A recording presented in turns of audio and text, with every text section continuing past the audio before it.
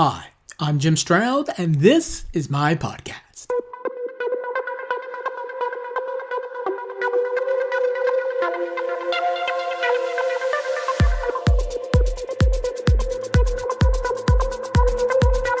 Do you know what a fractional worker is? I've been noticing that term a lot on LinkedIn. People putting the word fractional inside of their LinkedIn profiles. Fractional CEO, fractional CMO, fractional CFO, fractional whatever. And when I first saw this term, I looked it up and I thought it was another way of calling someone a contract worker, but it's really not. It's really more to it. And as I researched the term a bit more, I met someone who was an expert in fractional work. And I said, wow, after talking to them for a short period of time, we had a great conversation. And I said, you know what, would you be on my podcast to talk about the whole fractional trend going on right now in the world of work? And they said, sure. And I was like, great. So stay tuned and you will hear a long but fascinating conversation about the trend of fractional work. Up next on the Jim Stroud Podcast.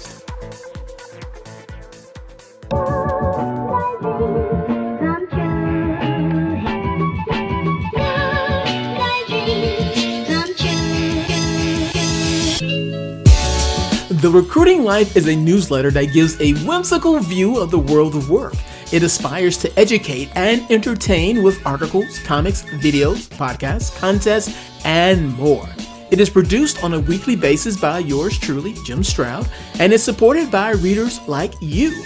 Topics in this newsletter include the future of work, current labor trends, sourcing passive candidates, and more. Subscribe now and receive it every Monday in your email by going to jimstroud.com/subscribe. That's jimstroud.com/subscribe. Link in the podcast description. Don't wait, subscribe now. Operators are standing by. Hello, I have today the pleasure of speaking with a very important person. I think anyway. Important person, please introduce yourself and tell us who you are and what you do. Sure. Karina Mickley. I'm founder of Fractionals United, as well as a fractional COO. Now, I have been seeing the word fractional pop up on LinkedIn in people's bios quite a bit. When I initially looked at it, I said, oh, this is just a contract worker. But I'm not exactly sure that's right. How would you explain what a fractional worker is?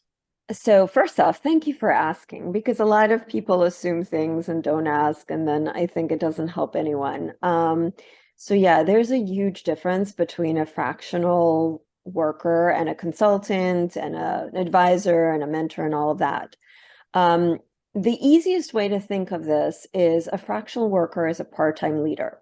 So for instance, I'm a fractional COO. The only difference between a full-time COO and a fractional COO is that I do it for a fraction of the time. So I will do it either for half the time or third of the time, etc. But otherwise, I'm fully embedded in the team. I have a seat on the org chart. I have people reporting to me. I can represent the company. I'm an executive or a leader on the team, and it's a long-term, part-time role. There is no end date like with a consultant. It's not project-based.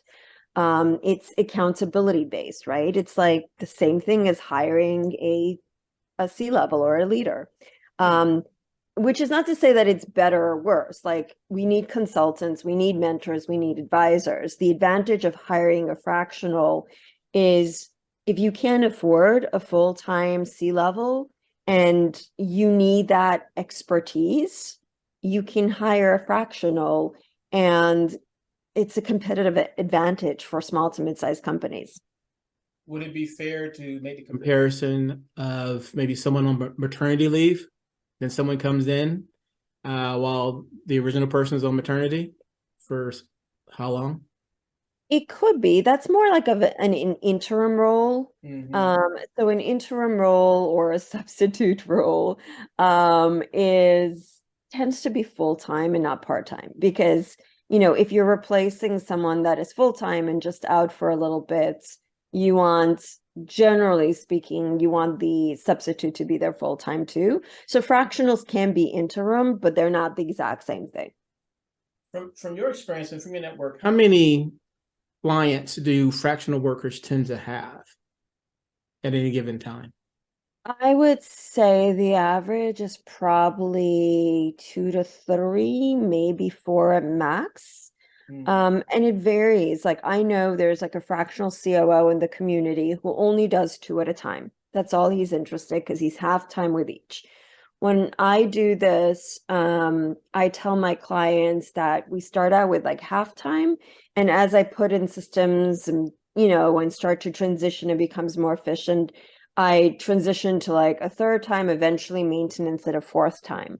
But I know others don't do that, and that's as a COO. As a CFO, you could probably have more if you're really high level strategic. So I think it really depends on the person and how they want to structure their time and also the function because it varies if you're like a fractional CFO, a CTO probably, I don't think maybe can have more than 2 at a time. You know what I mean? So it varies. Now, all the fractional workers that I've seen have always been in senior leadership. There's CMOs, a lot of CMOs, or Yes. there's COOs, that kind of thing. Is fractional work then ideally suited for someone who has a lot of experience? Like someone can be an entry level fractional person, or could they? No, fractional implies leadership. And I would Mm-hmm. say probably, if not, it doesn't necessarily have to be C-suite, but definitely like senior to exec level, because you have to really be able to get in there and like accomplish in a fraction of the time, right? Like you have to know your stuff. Mm-hmm. So it's not meant for entry to mid-level at all. I think this kind of approach to a career to someone who's maybe retired or near retirement, this could be a good option for them. It's almost like having a mutual fund of of employer. Instead of relying just on one, you have two or more employers to fall back on. Would that be a fair comparison? Yeah, there are several fractionals in the community that are close to retirement and they do maybe they don't do full-time fractional, meaning like they don't fill themselves up, but they have 1 or 2 clients, and it's a great way for them to kind of like ease into retirement because they have like honestly, I saw what happened to my dad when he retired. Like your brain needs, like stimulation, and he aged a lot faster when he stopped working. So it's a good way to keep your hand in there, make some more money, right? To give yourself a Mm-hmm. little bit extra freedom depending on what your pension is and savings and whatnot. And also time to like breathe and enjoy life and family. So I think it's actually a really nice way to ease into retirement. I know interim CEOs and interim senior leadership have been going on for like forever, but this fractional is just a new thing to me. Is it a new trend altogether, or is this something I just hadn't heard of before? It's been around, like I've been doing this for 7 to 8 years, but it wasn't called fractional till Okay, probably 4 years ago is when I heard the term fractional for the first time.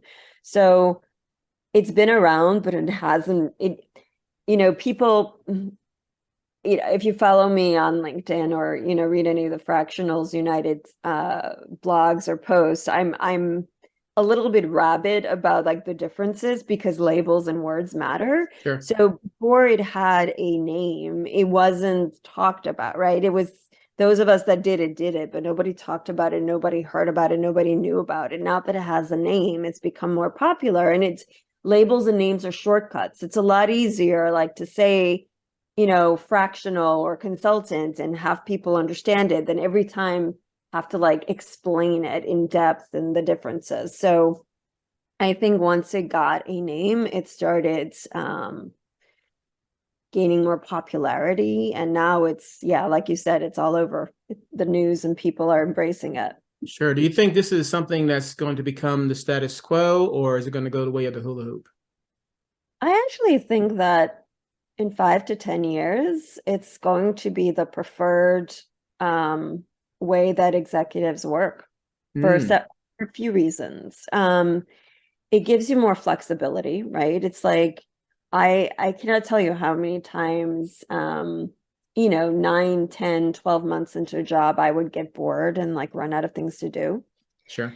So it gives you a way to do a couple of things and stay engaged and interested and transit, like phase more fractional, less fractional as it needs, and you're working on the things you want, with the people you want.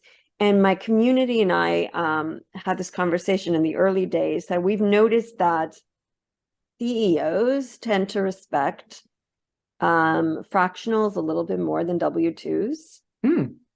And it was something I noticed recently, and I thought it was just me till we literally had this conversation. Something about like they don't own you means that they treat you more like a peer rather than an employee. And like it doesn't matter, like at the C level, you should be a peer partner. You cannot be fully effective if you're not treated as such.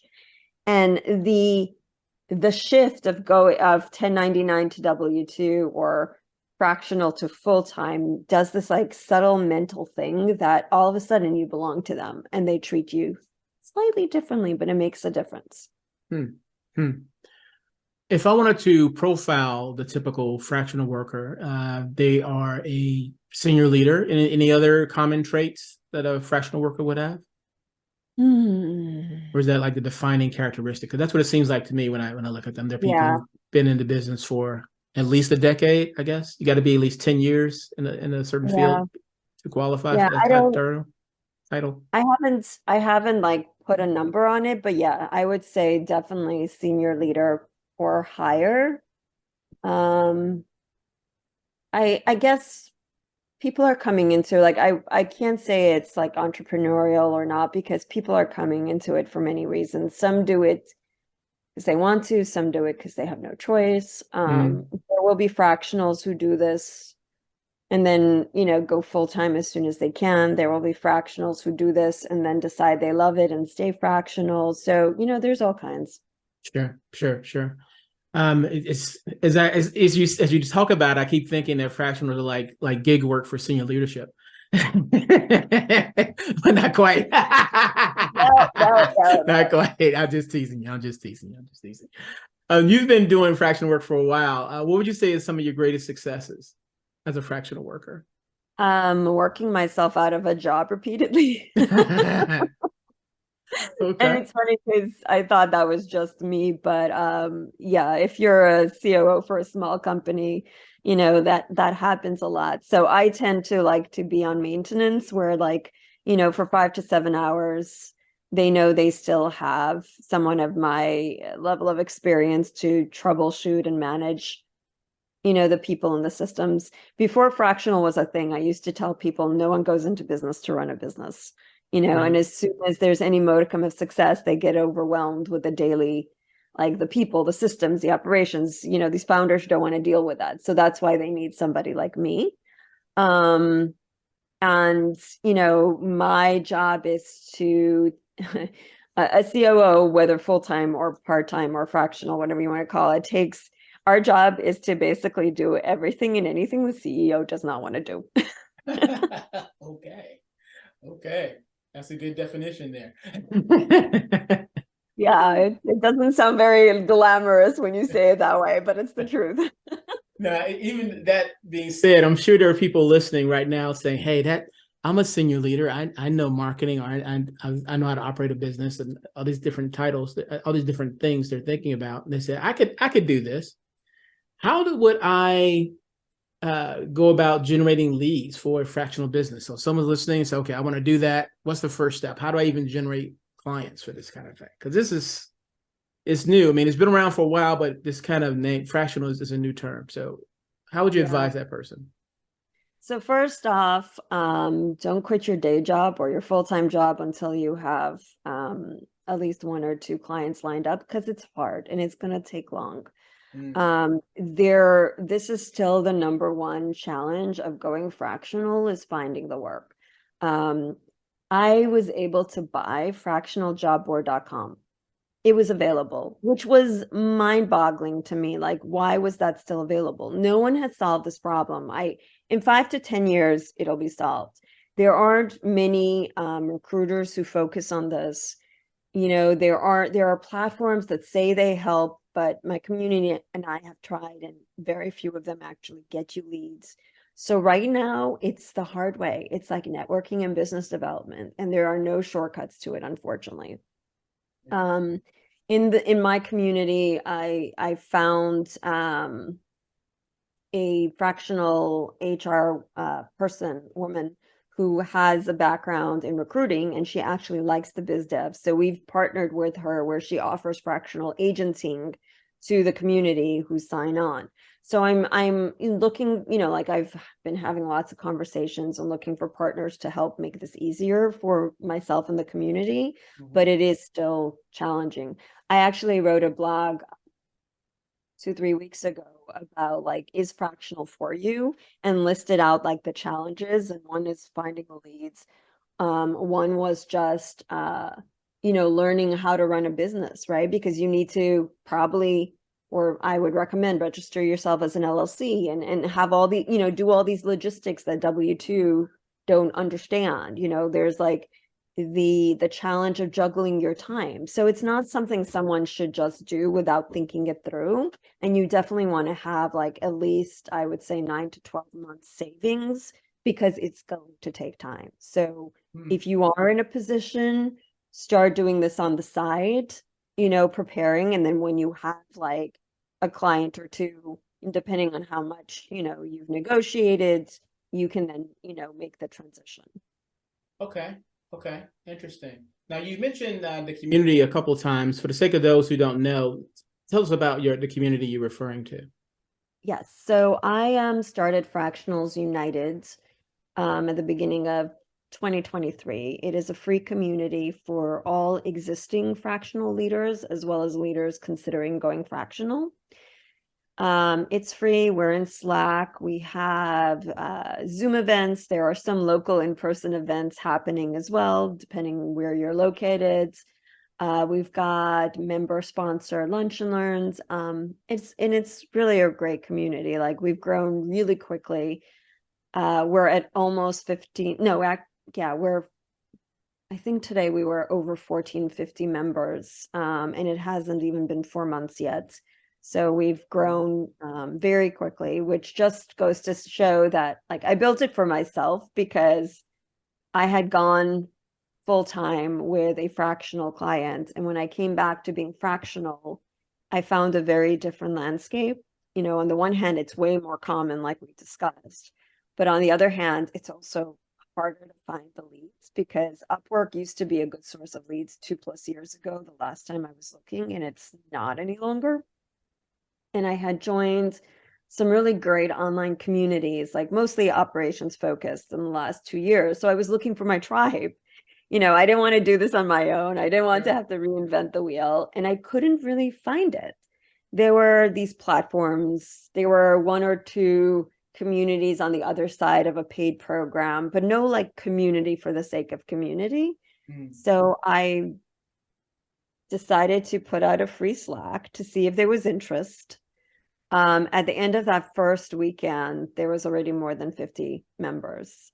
By month 1, we were at 200. By month 2, we were at 500. Before month 3, we were at 1,000. And we're just like, so obviously there is an interest. It's not just me. Nice. Okay. How do fractionals, or how do you suggest fractionals should structure their rates with clients? So that's one of those other it depends question, or it varies. There seems to be a lot of that going around. Personally, because a COO has to be involved on a daily basis, I do weekly retainers that are loosely based on time. And that's how I phrase it, because obviously there are only X amount of hours in a day. So I do need to have time be some factor. There are especially CMOs who do it value-based, that's not contingent on time at all. And there are others that a lot of the fractionals will do a day rate or a monthly retainer that is very loosely based on either value or how much effort they think it's going to require. So it's all over the place. Some still do hourly, although many advise against doing straight hourly, because then you kind of like commoditize it, and it shouldn't really be about that. So I think it will depend on the function you do and how you structure your time. If you don't have to be available daily, you can do like a day rate or a half a day rate and then a monthly retainer. If you have to be involved daily, you have to have some component of time just because you need to schedule yourself. Which is why, like I said, I do the weekly retainer loosely based on time. You've been very generous with your time. One last question, if I may. I'm sure in your group, the question of time management pops up from every, at least once a day. What would you say are 2 or 3 really good time management tips you've seen in your community? So first off, it's really helpful to have a tool. I use SavvyCal, others use Calendly or Reclaim.ai. Definitely some calendar managing tool that you can like sync in all your mini calendars and, yeah, because otherwise scheduling is a nightmare. Sure. If possible, what has helped for me is time blocking my calendar. So whether you time block it by client, you time block it by kind of work, like you just need some structure. Obviously emergencies come up and then everything goes out the window, but on a like a day-to-day basis, it's helpful to set expectations with your clients as to when you're available for like regular course of business as opposed to those those emergencies. And because otherwise expectations are critical. Like, and that's the kind of some people have heard of fractional but don't understand it. So there's a lot of like setting expectations and educating your clients up front to really understand like how you're going to work with them. And if you do that, hopefully it'll make working with them both more successful and just seamless, because like don't assume anything. Don't assume anything. I hear you. Wow. Thank you so much for your time. And for the benefit of those who have even more questions than I do, tell us again about your community, where they can find it, and about your job board, which is intriguing. Yeah. So just go to fractionalsunited.com. We have a simple form to join the community if you are a fractional or leader considering going fractional. There is also a simple form if you're looking to hire fractional, as well as a contact us if you have any other questions. Great. Thanks again for your time. You are appreciated. My pleasure. Thank you for having me.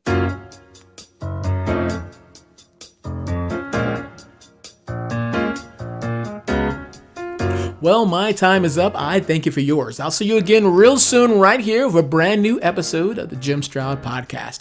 If you have any questions, comments, or concerns, feel free to reach out to me. I can be reached by email at jimstroud@jimstroud.com. And one last favor, if I may ask, please rate this podcast.